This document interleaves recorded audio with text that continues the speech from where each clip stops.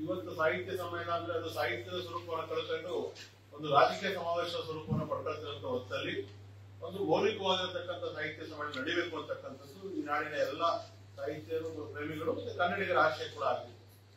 ಆದ್ರೆ ಇವತ್ತು ಅದರ ಒಂದು ಭಾಗವಾಗಿ ನಾವು ನವೆಂಬರ್ 10ನೇ ತಾರೀಕು ಜಿಲ್ಲಾಧಿಕಾರಿಗಳಿಗೆ ಒಂದು ಮನವಿಯನ್ನು ಕೊಟ್ಟಿದ್ವಿ. ಏನು ಸಮ್ಮೇಳನದ ಹೆಸರಲ್ಲಿ ಖರ್ಚು ಮಾಡ್ತಕ್ಕಂಥ ಹಣವನ್ನ ನೀವು ಸೋಷಿಯಲ್ ಆಡಿಟಿಂಗ್ ಮಾಡಬೇಕು ಅಂತೇಳಿ ಒಂದು ಮನವಿಯನ್ನು ಕೂಡ ಕೊಟ್ಟಿದ್ವಿ. ಜಿಲ್ಲಾಧಿಕಾರಿಗಳು ಕೂಡ ಮೌಖಿಕವಾಗಿ ಸಮ್ಮತಿಯನ್ನು ಕೂಡ ಸೂಚಿಸಿದ್ರು. ನಂತರದಲ್ಲಿ ಜನವರಿ 30ನೇ ತಾರೀಕು ನಾವೊಂದು ನಿಯೋಗದಲ್ಲಿ ಹೋಗಿ ಜಿಲ್ಲಾಧಿಕಾರಿಗಳನ್ನ ಭೇಟಿ ಮಾಡಿದ್ವಿ. ಈಗಾಗಲೇ 1.5 ತಿಂಗಳಾಗಿದೆ ಸಮ್ಮೇಳನ ಮುಗಿದು. ಇಲ್ಲಿ ತನಕ ಸಾಹಿತ್ಯ ಪರಿಷತ್ ಆಗ್ಲಿ ಅಥವಾ ಜಿಲ್ಲಾಡಳಿತ ಆಗ್ಲಿ ಜಂಟಿಯಾಗಿ ಸಾಹಿತ್ಯ ಸಮ್ಮೇಳನದ ಖರ್ಚು ವೆಚ್ಚಗಳನ್ನು ಮಂಡಿಸತಕ್ಕಂಥ ಕೆಲಸವನ್ನು ಮಾಡಿಲ್ಲ ಅಂತ ಹೇಳಿ ಒಂದು ಮನವಿಯನ್ನು ಕೊಟ್ಟಾಗ ಜಿಲ್ಲಾಧಿಕಾರಿಗಳು ಹೇಳಿದ್ರು, ಇಲ್ಲ ನಮಗೆ ಇನ್ನೂ 1 ತಿಂಗಳು ಕಾಲಾವಕಾಶ ಬೇಕು, ಇನ್ನು ಕೆಲವು ಲೆಕ್ಕಗಳನ್ನು ಫೈನಲೈಸ್ ಮಾಡಬೇಕು ಅಂತ ಹೇಳಿದ್ರು. ಜಿಲ್ಲಾಧಿಕಾರಿಗಳು ಮಾತಾಡಿ 1 ತಿಂಗಳಲ್ಲ 1.5 ತಿಂಗಳಾಗಿದೆ. 1.5 ತಿಂಗಳಾದ್ರೂ ಕೂಡ ಇಲ್ಲಿ ತನಕ ಸಾಹಿತ್ಯ ಪರಿಷತ್ ಆಗಲಿ ಜಿಲ್ಲಾಡಳಿತ ಆಗಲಿ ಸಾರ್ವತ್ರಿಕವಾಗಿ ಲೆಕ್ಕಪತ್ರಗಳನ್ನು ಮಂಡಿಸತಕ್ಕಂಥ ಕೆಲಸವನ್ನು ಮಾಡಿಲ್ಲ. ಯಾಕೆ ಈ ಒಂದು ಸಾಹಿತ್ಯ ಸಮ್ಮೇಳನದ ಖರ್ಚು ವೆಚ್ಚಗಳನ್ನ ಸಾರ್ವತ್ರಿಕವಾಗಿ ಮಂಡಿಸಬೇಕು ಅಂತ ಹೇಳಿದ್ರೆ ಆಡಳಿತದಲ್ಲಿ ಪಾರದರ್ಶಕತೆಯನ್ನು ತರುವ ಭಾಗವಾಗಿ ಮತ್ತು ಸಾರ್ವಜನಿಕರ ತೆರಿಗೆ ಹಣವನ್ನ ಯಾವ ರೀತಿ ಖರ್ಚು ಮಾಡಿರ್ತಕ್ಕಂಥದ್ದು ತಿಳಿಸ್ತಕ್ಕಂಥದ್ದು ಈ 2 ಸಂಸ್ಥೆಗಳ ಆದ್ಯ ಕರ್ತವ್ಯ ಕೂಡ ಆಗಿರ್ತದೆ. ಸೊ ಆ ನಿಟ್ಟಿನಲ್ಲಿ ನಾವು ಇವತ್ತು ಈ ಗೋಷ್ಠಿಯನ್ನು ನಾವು ಉದ್ದೇಶಿಸಿ ನಾವು ಜಿಲ್ಲಾಡಳಿತ ಮತ್ತು ಸಾಹಿತ್ಯ ಪರಿಷತ್ತನ್ನ ಎರಡನ್ನೂ ಕೂಡ ಆಚರಿಸ್ತೀವಿ. ಯಾಕಂತ ಹೇಳಿದ್ರೆ ಸಾಹಿತ್ಯ ಪರಿಷತ್ ಕೂಡ ತಂದೆ ಆಗಿರ್ತಕ್ಕಂಥ ಒಂದು ದೇಣಿಗೆಯನ್ನು ಸ್ವೀಕರಿಸತಕ್ಕಂಥ ಕೆಲಸ ಮಾಡಿದೆ ಮತ್ತು ಖರ್ಚು ವೆಚ್ಚಗಳು ಕೂಡ ತಾನು ಕೂಡ ಇಂಡಿಪೆಂಡೆಂಟ್ ಮಾಡಿದೆ. ಹಾಗಾಗಿ ಸಾಹಿತ್ಯ ಪರಿಷತ್ತು ಮತ್ತೆ ಜಿಲ್ಲಾಡಳಿತ ಜಂಟಿಯಾಗಿ ಈ ಒಂದು ಸಾಹಿತ್ಯ ಸಮ್ಮೇಳನದ ಲೆಕ್ಕಪತ್ರಗಳನ್ನ ಮಂಡಿಸಬೇಕು ಅಂತ ಹೇಳಿ ನಾವು ಈ ಗೋಷ್ಠಿ ಮೂಲಕ ಆಗ್ರಹಿಸ್ತೀವಿ. ಮತ್ತೆ ಎರಡನೇದಾಗಿ ಬಹಳಷ್ಟು ಇವತ್ತು ನೋಡಿ ತಂತ್ರಜ್ಞಾನ ಬಹಳ ಮುಂದುವರೆದಿದೆ. 1994ರಲ್ಲಿ ನಮ್ಮದೇ ಜಿಲ್ಲೆಯವರು ಚದುರಂಗ ಅವರು ಅಧ್ಯಕ್ಷ ಆಗಿರುವಂತಹ ಸಾಹಿತ್ಯ ಸಮ್ಮೇಳನದಲ್ಲಿ 1 ತಿಂಗಳಲ್ಲಿ ಲೆಕ್ಕವನ್ನು ಕೊಟ್ಟಿದ್ರು. ಈ ಜಿಲ್ಲೆ ನಡೆದಂತಹ ಒಂದು ಸಾಹಿತ್ಯ ಸಮ್ಮೇಳನದ ಎಲ್ಲ ಖರ್ಚು ವೆಚ್ಚಗಳನ್ನ 1 ತಿಂಗಳಲ್ಲಿ ಕೊಟ್ಟಿದ್ರು. ಹಾವೇರಿನಲ್ಲಿ ನಡೆದಂತ 86ನೇ ಅಖಿಲ ಭಾರತ ಕನ್ನಡ ಸಾಹಿತ್ಯ ಸಮ್ಮೇಳನವನ್ನು ಕೂಡ ಲೆಕ್ಕಾಚಾರಗಳನ್ನು ಕೂಡ 1 ತಿಂಗಳಲ್ಲೇ ಕೊಟ್ಟಿದ್ರು.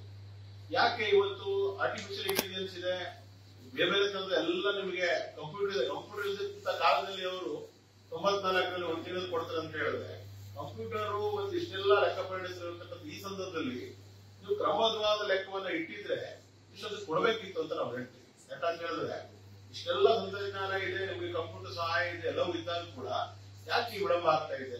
ನಿಮ್ಮ ಲೆಕ್ಕಾಚಾರಗಳು ಕ್ರಮಬದ್ಧವಾಗಿತ್ತು ಅಂದ್ರೆ ಖಂಡಿತ ನಿಮ್ಗೆ ಇಷ್ಟು ಸಮಯ ಬೇಕಿರಲಿಲ್ಲ ಅಂತ ಅನ್ಸುತ್ತೆ. ಎಲ್ಲೋ ಒಂದ್ ಕಡೆ ಒಂದು ಅಸಮರ್ಪಕತೆ ಆಗಿರ್ಬೋದು, ಅವ್ಯವಸ್ಥೆ ಆಗಿರ್ಬೋದು ಈ ವಿಚಾರದಲ್ಲಿ. ಹಂಗಾಗಿ ಕೆಲವೊಂದ್ ಕಡೆ ಈ ಜಿಲ್ಲಾಡಳಿತ ಮತ್ತು ಸಾಹಿತ್ಯ ಪರಿಷತ್ತು ಲೆಕ್ಕಾಚಾರಗಳನ್ನ ಸಾರ್ವಜನಿಕಗೊಳಿಸಲಿಕ್ಕೆ ವಿಳಂಬದ ನೀತಿ ಅನಿಸುತ್ತಿದೆ ಅಂತ ಹೇಳಿ ನಾವು ಭಾವಿಸ್ತೀವಿ.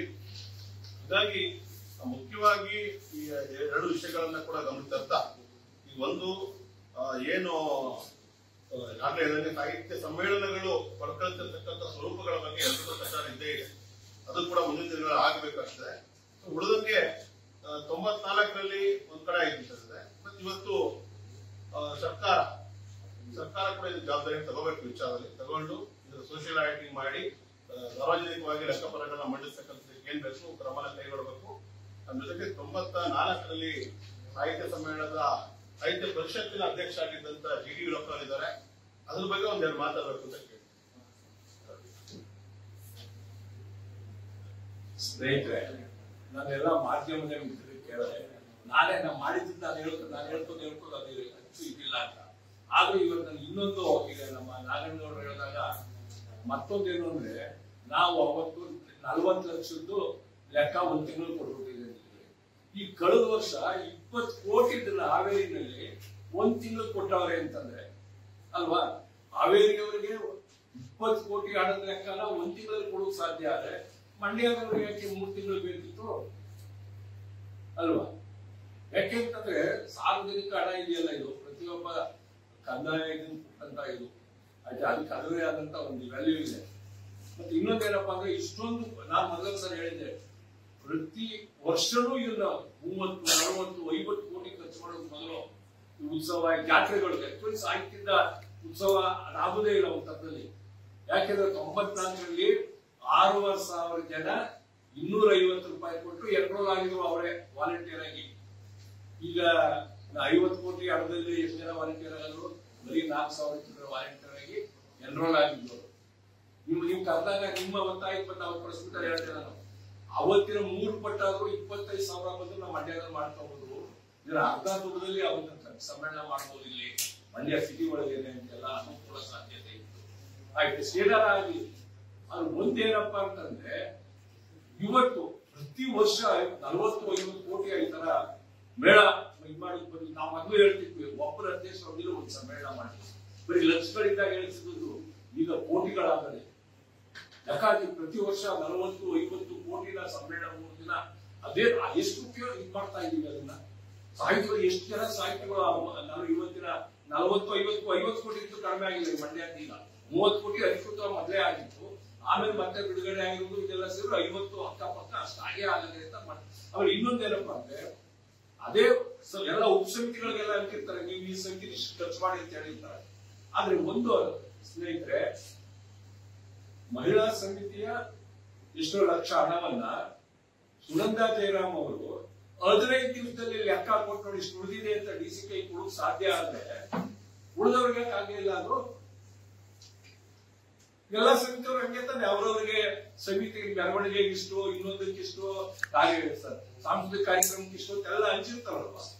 ಆ ಜವಾಬ್ದಾರಿ ಅವ್ರದ್ದು ಮಾಡ್ಬೇಕಿತ್ತು. ನೋಡಿ ನಮ್ದು ಇಷ್ಟು ಉಳಿದ ಇಲ್ಲ, ನಮ್ದು ಶಾರ್ಟೇಜ್ ಆಗದೆ, ಅದನ್ನ ಕೊಡೋಕೆ 2 ತಿಂಗಳು 3 ತಿಂಗಳು ಅವ್ರಿಗೆ 15 ದಿವಸದಲ್ಲಿ ಕೊಡೋಕೆ ಸಾಧ್ಯ ಆದಂತಂದು ಇವ್ರಿಗೆ ಯಾಕೆ 3 ತಿಂಗಳು ಬೇಕು? ಇಲ್ಲೇ ಅದೇ ನೋಡಿ, ನಾವು ದೂರ ಉಳಿಕ ಹೋಗೋದು ಬೇಕಿಲ್ಲ.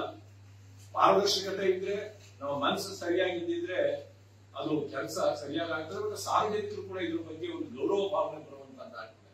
ಹೌದಪ್ಪ ಇಷ್ಟು ಖರ್ಚು ಮಾಡಿದ್ದಾರೆ, ಅವ್ರು ಖರ್ಚು ಮಾಡಿರೋದು ಅರ್ಥಪೂರ್ಣವಾಗಿದೆ, ಸಾರ್ವಜನಿಕರು ನಂಬ್ತಾರಲ್ಲ.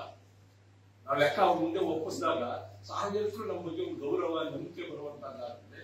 ಈ ಎಲ್ಲಾ ದೃಷ್ಟಿಯಿಂದ ಆದಷ್ಟು ಬೇಗ ಜಿಲ್ಲಾಡಳಿತ ಆಗಲಿ ಅಥವಾ ಕೇಂದ್ರ ಪರಿಷತ್ ಆಗಲಿ ಇವರು ಇದನ್ನ ಕೊಡ್ಲೇಬೇಕು. ಕೇಂದ್ರ ಪರಿಷತ್ ಬಗ್ಗೆ ನಾವು ಮಾತಾಡೋಕೆ ಇಷ್ಟಪಡೋದಿಲ್ಲ. ಮಾತಾಡಿದ್ರೆ ಅವರು ಅದೇನೋ ಅಂತ ಹೇಳ್ತಾರೆ, ಸೆಕ್ಯೂರಿಟಿ ಬೇಕಂತ. ಪರಿಷತ್ತಿನ ಇತಿಹಾಸದಲ್ಲಿ ಯಾವ ಅಧ್ಯಕ್ಷರು ಸೆಕ್ಯೂರಿಟಿ ಕೇಳಿರಲಿಲ್ಲ. ಏನು